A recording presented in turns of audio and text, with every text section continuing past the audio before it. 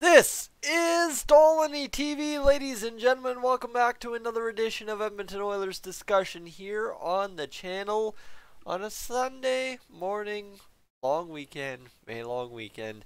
Normally a good time to be kicking back, enjoying the off season. However, we're usually in the pause season. Now, obviously, I have to kind of put a little asterisk next to that comment because you know what? This year, maybe we wouldn't have been talking about the off season quite yet. Maybe we're 2, 3 wins away from clinching up Stanley Cup playoff berth. I don't know. But the reason I say that is because we're transitioning back for just a little bit today to some off-season coverage. And this coming from the Edmonton Journal's 9 Things list every Sunday at midnight. It comes out. Kurt Levin's 7 hours ago. It's a 5-minute read today. Lots of great stuff in there. But of course, Sunday means we have to talk Yessa Puljujarvi. That's just the way she's shaping up lately, so let's get to it. Number 4 on Kurt Levin's list, and I quote, "An old associate of mine in New York tells me that there is renewed smoke these days over the possibility of a trade between the Rangers and Oilers involving Yessa Puljujarvi." So there you go. You want to know where I'm getting this video idea from? Right there, that line. It goes something like this. Edmonton is not opposed to the idea of receiving Blue Shirts prospect Lias Andersson, but word in New York is, oh yeah, words about our GM.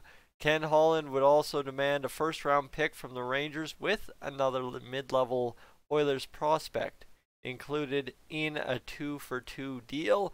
Any fire here unsure.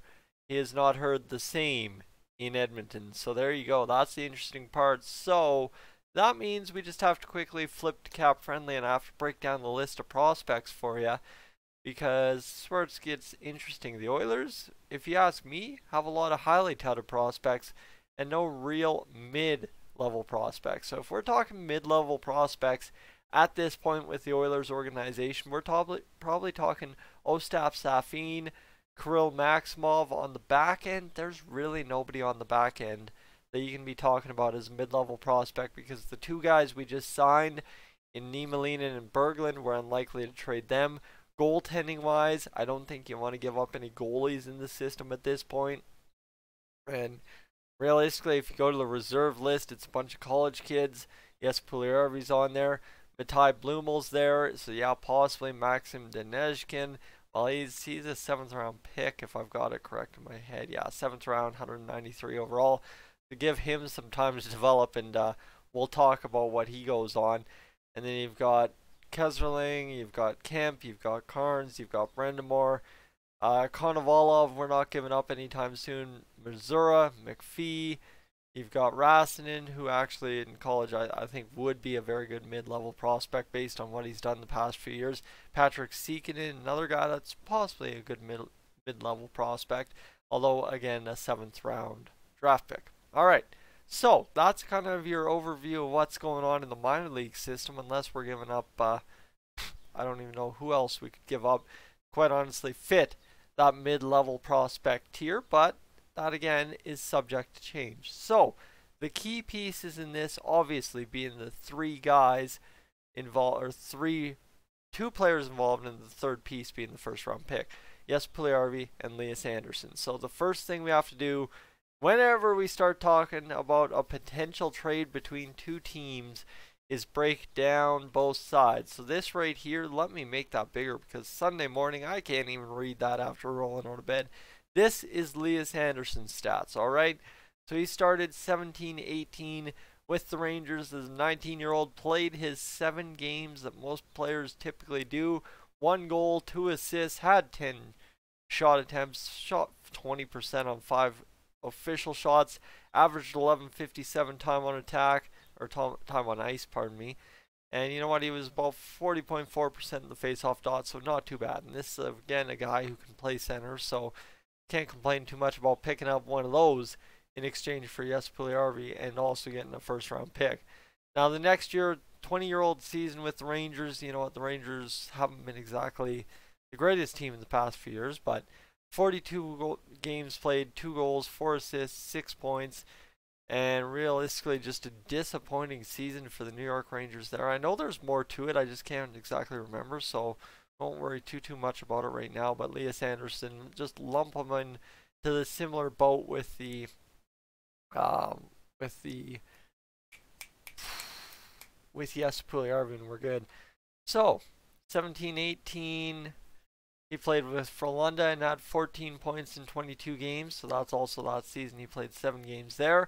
And then in 18-19, right, he played most of the year with the Rangers this past, whatever you want to call it. But 18-19, he played with Hartford, had 20 points in 36 games played, so not a disappointing number there. But you see right straight up, right, is simply put, is it kind of wheels fell off the bus in this season, and of course didn't go to the minors, went back overseas, and well, demanded a trade. So that's kind of what leads to this whole Yes Puljujarvi idea. And now, so we need one thing: 9 points in 66 career games. That's an average pace of 0.136. You go over to Yes Puljujarvi, who we've got stats for, and he is played 139 games and had 37 points. Well, let me just go times that by 139 games. So Lias Andersson's about half that rate at about 19 points total. So keep that in mind, right? That first round pick is a lot more valuable than the Yes Puljujarvi for Lias Andersson's straight up idea. And this is where I get very excited, because you look at Yes Puljujarvi, right? Everybody's now kind of submitted that at worst he's a third line forward in the NHL. That's a big miss in the NHL entry draft, but not as big of a miss as Nail Yakupov not even being a real superstar in the KHL after being drafted out first overall in the NHL entry draft in 2012. So just keep that one in mind, would you? But that said, right, this is where it gets interesting, because you've got player for player, you've got prospect to help get a pick back. And a first round pick, this is the best part, because go over to the old NHL standings, could I for a second? NHL.com, EdmontonOilers.com. I prefer EdmontonOilers.com. Go to the official website. Give them some stats to do with their analytics department tonight, right? So you go over to this here, and you look at where the New York Rangers are. They've got a total of 79 points. They were 2 points out of a playoff spot, so depending on how we finish things up, you just never know. But if they allow the draft lottery to be the same, I know they've talked about tampering with the ideas a couple of times now over this pause season, but if the draft lottery remains the same, that every team that missed has a shot, the Oilers, technically speaking, if they get the Rangers' first round pick out of this deal, would have a shot at first overall in the NHL entry draft. That far be it from me to say that's at all a possibility, but that's just the way the math works if the rules stay the same. However, right, obviously, right, draft lottery pick, I think that's dreaming.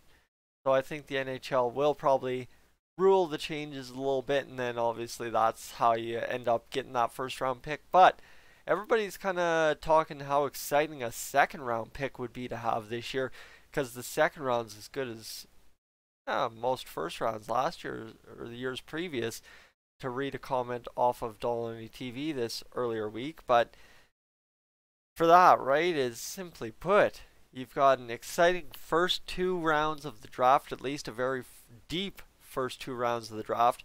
And why worry about a second round pick when you can have 2 firsts? That's kind of the exciting part here, is day by day, as this whole pause season drags on, we're starting to see how excited people are getting by just every single name in the top 45 or so of every draft rankings list. Like, everybody convinced that there's maybe only 2 or 3 places in 45, 50 draft spots you could go wrong. Now, historically, the Oilers would find that place to go wrong, but with Ken Holland in charge, I'm very, very inclined to say that we're going to be just fine when we go into draft day this year, especially if we have another second after trading it away for Mr. Athanasiou this year, or if we get a second first in a deal for Yes Puljujarvi and Lias Andersson. I don't care which way, but this is a very, very good potential sign, even though it's only, according to Kurt Levin's New York reports, and who knows, right? I don't know the accuracy of New York reports, but if it's coming out of New York and it's a New York trade, we're hoping there's a lot of accuracy there, because if a deal does go through for Lias Puljujarvi and we get a first round pick, technically without having to trade up on our first round pick, right? Because that's the thing. A lot of people's theory is we'll use Lias Puljujarvi at the draft to trade our first from 20th to say 12th, 13th, somewhere in there. That's just me spitballing a number, maybe inside the top 10, although I doubt it. All right, why trade up when you can just get a second one straight up?